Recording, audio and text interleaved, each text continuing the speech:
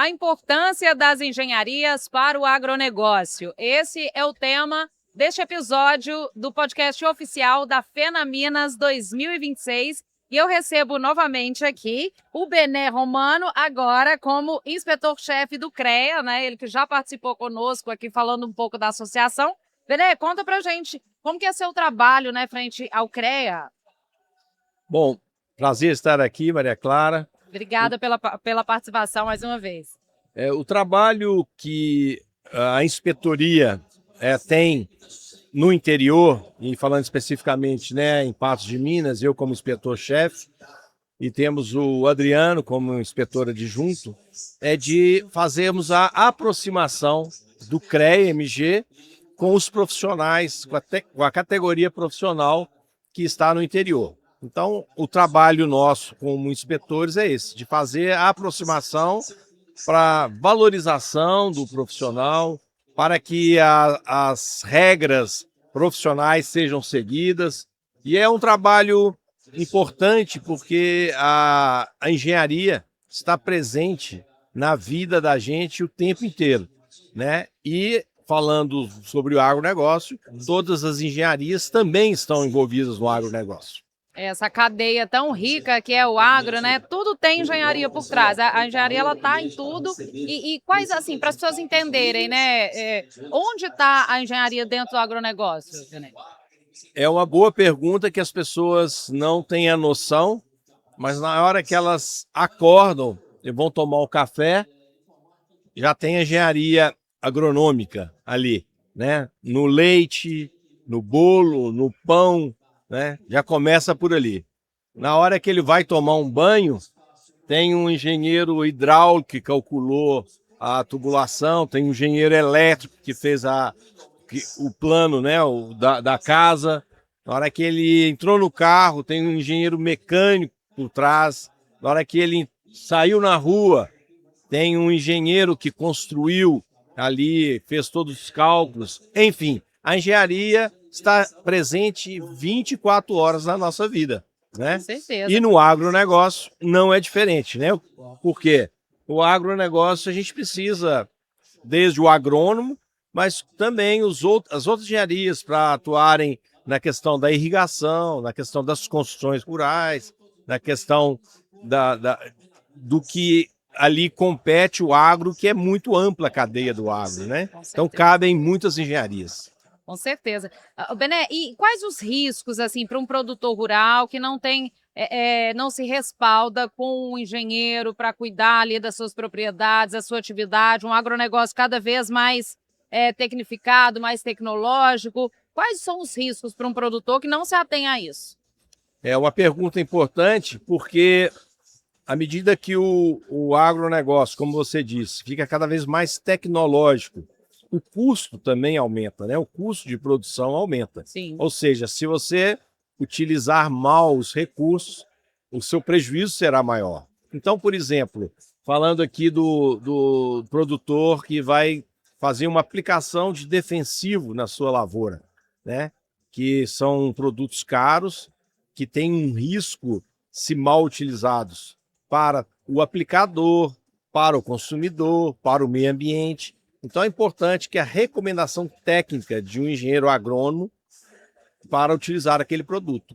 Então, quer dizer, é importante que ele tenha uma recomendação técnica com receituário agronômico, né? Como você vai na farmácia para comprar um remédio que tenha prescrição médica, né?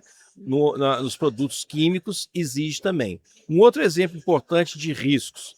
Por exemplo, a gente vê aí muitas fazendas utilizando irrigação. Se hoje usa aquele... É um tanque, a gente chama de piscinão. São grandes piscinas de contenção de água para utilizar a água nos pivôs. Você imagina se não existe um bom cálculo, né?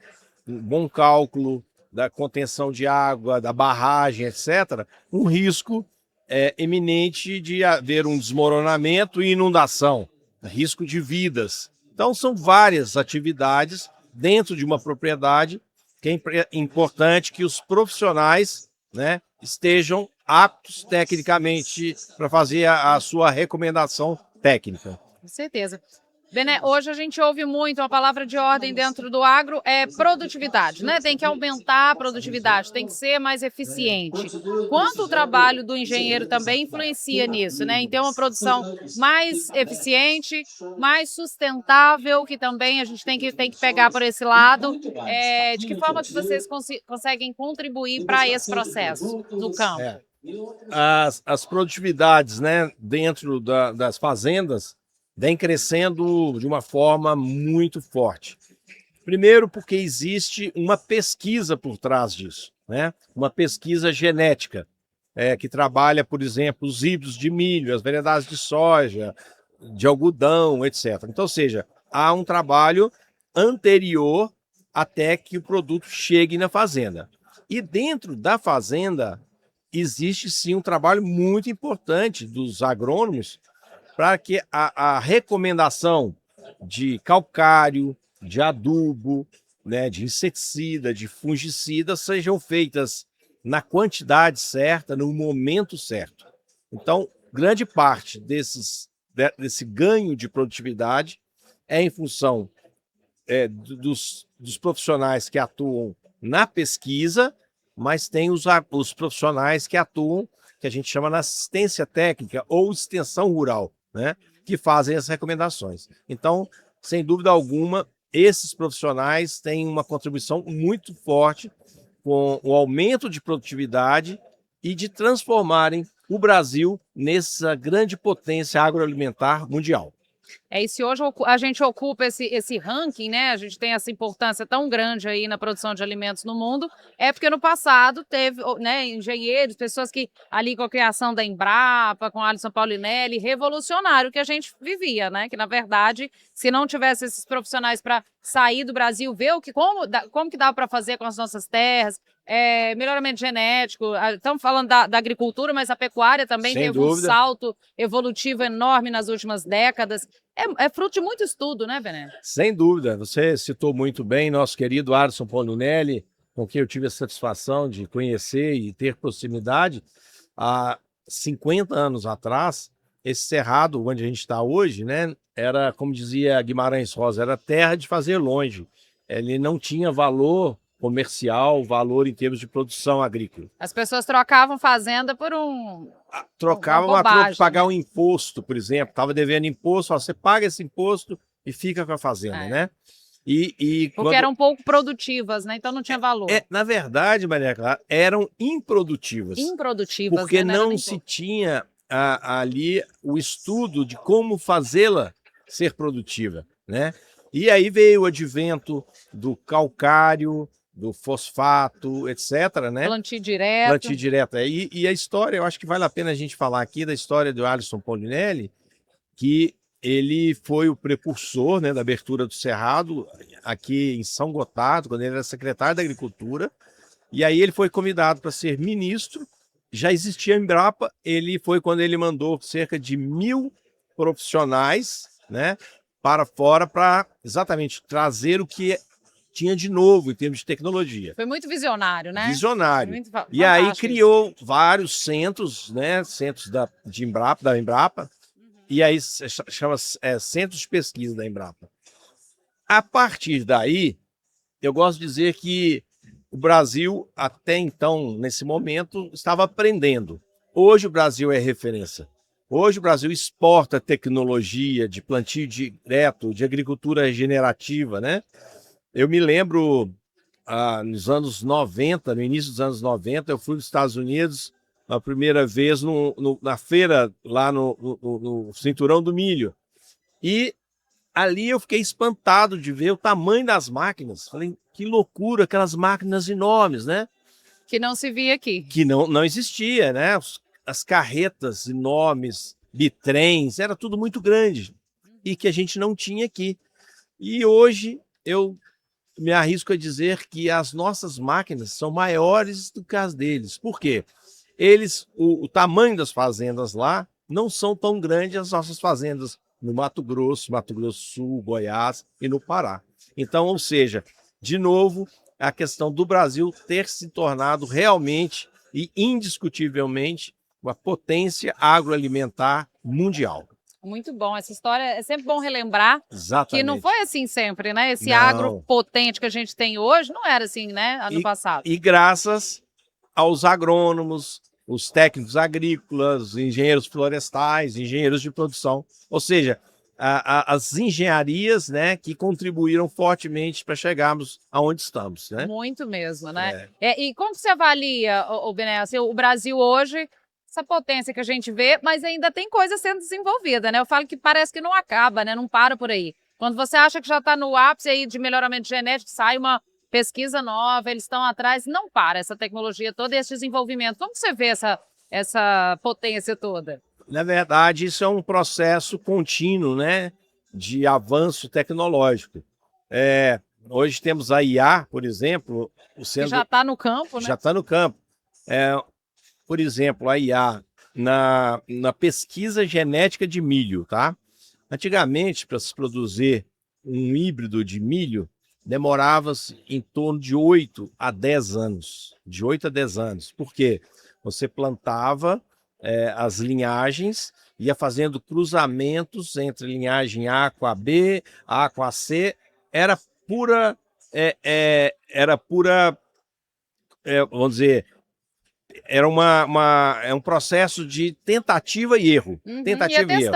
Ia testando, né? Usando, claro, a estatística, mas de uma forma ainda muito, para os dias de hoje, atrasada. Com a inteligência artificial, hoje, já se gasta de 2 a 3 anos. Por quê?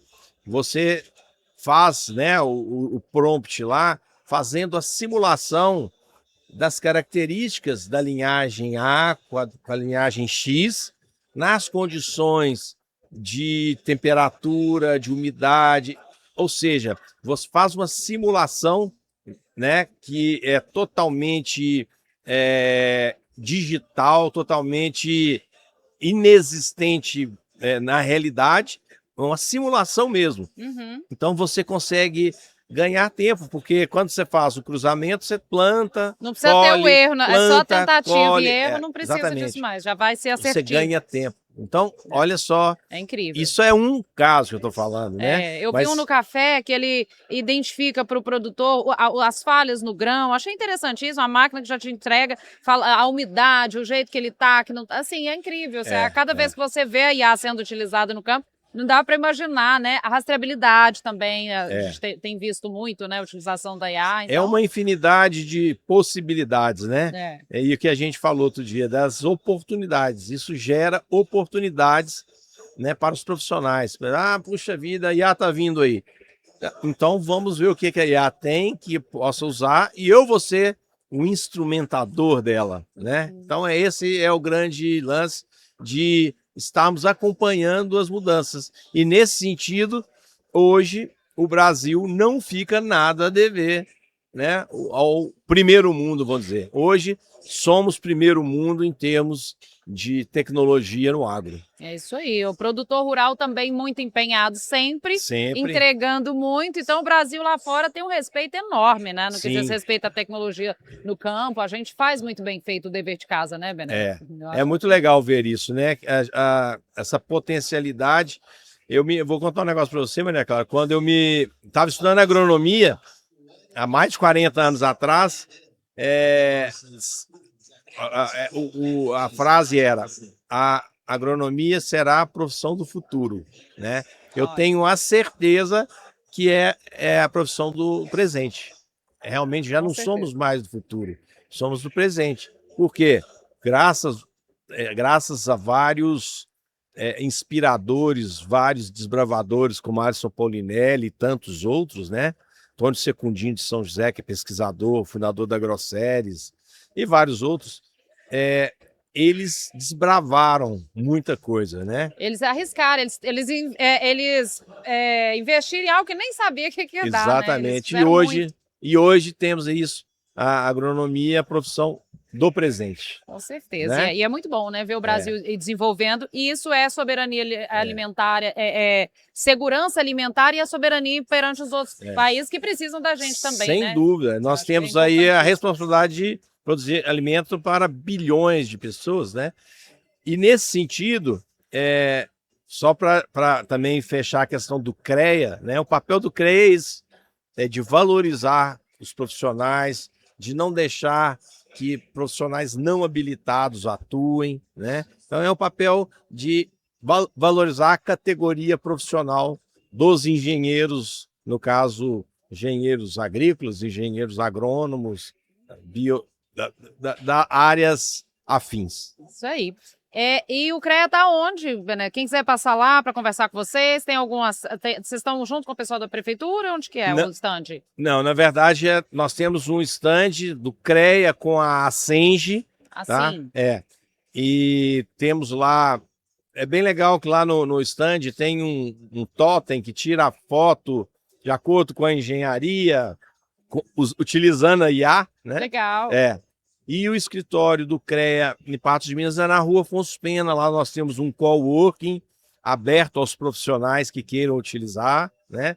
E o meu papel como inspetor-chefe é de fazer essa aproximação do CREA com os profissionais, do CREA com o interior de Minas e o CREA com o agronegócio. Muito bom, Bené. Obrigada mais uma vez pelo bate-papo. Foi bom aqui contar a história com você, relembrar e falar da importância do CREA, né? Muito obrigado pela oportunidade, Maria Clara. Muito bom, obrigada.